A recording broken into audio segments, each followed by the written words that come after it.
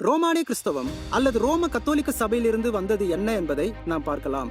ரோமானிய கிறிஸ்தவர்கள் பிற பழக்க வழக்கங்கள், பாரம்பரியம், சடங்குகள் மற்றும் புற மதத்திலிருந்து தோன்றிய பண்டிகைகளை கொண்டாடி வந்தார்கள்.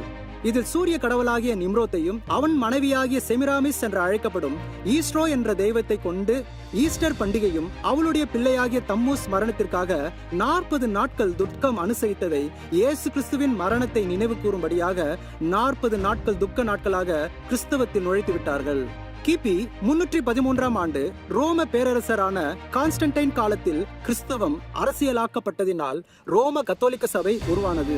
இக்காலகட்டத்தில் தான் சண்டேலா என்ற சட்டத்தினால் யூதர்கள் கடைசி நாளாகிய சனிக்கிழமைகளில் அனுசரிக்கும் ஓய்வு நாளை ஞாயிற்றுக்கிழமைகளில் மாற்றி சூரிய கடவுளை அனுசரிக்கும் நாளை ஓய்வு நாளாக மாற்றினான்.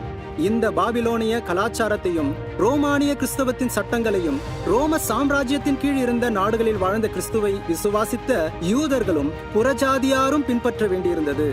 இவ்வாறு அவர்கள் வாழ்க்கை முறையில் இருந்து யூத தன்மையை நீக்கினதை நாம் பார்க்கிறோம். கிறிஸ்துவின் விசுவாசிகளான யூதர்களின் வாழ்க்கையிலிருந்து தோராவும் யூத அடையாளங்களும் அழிக்கப்பட்டது. இதைதான் பவுல் ரோமர் 11ஆம் அதிகாரம் 17ஆம் வசனத்திலிருந்து 21ஆம் வசனம் சொல்லுகிறபடி, சில கிளைகள் முறித்து போடப்பட்டிருக்க காட்டு ஒலிவ மரமாகிய நீ அவைகளில் இருந்த இடத்தில் ஒட்ட வைக்கப்பட்டு ஒலிவ மரத்தின் வேருக்கும் சாரத்துக்கும் உடன் பங்காளியாய் இருந்தாயானால் நீ அந்த கிளைகளுக்கு விரோதமாய் பெருமை பாராட்டாதே. பெருமை பாராட்டுவாயானால் நீ வேரை சுமக்காமல் வேர் உன்னை சுமக்கிறதென்று நினைத்துக்கொள். நான் ஒட்ட வைக்கப்படுவதற்கு அந்த கிளைகள் முறித்து போடப்பட்டதென்று சொல்லுகிறாயே, நல்லது. அவிசுவாசத்தினாலே அவைகள் முறித்து போடப்பட்டன, நீ விசுவாசத்தினாலே நிற்கிறாய். மேட்டிமை சிந்தையாயிராமல் பயந்திரு. சுபாவ கிளைகளை தேவன் தப்பவிடாதிருக்க உன்னையும் தப்பவிட மாட்டார் என்று எச்சரிக்கையாயிரு. யூதர்களை ஒலிவ மரமாகவும் புறஜாதியினரை காட்டு ஒலிவ மரமாகவும் கூறி நல்ல ஒலிவ மரத்தில் காட்டு ஒலிவ மரத்தின் கிளைகளை கர்த்தர் அதில் ஒட்ட வைத்திருக்கிறார். நல்ல ஒலிவ மரத்தினுடைய சாரம்தான் ஒட்ட வைக்கப்பட்ட கிளைகளுக்கு செல்ல வேண்டுமே தவிர மாறாக கிளைகள் மூலமாக வந்த பாதிப்பு நல்ல ஒலிவ மரத்தை கெடுத்துவிட்டது.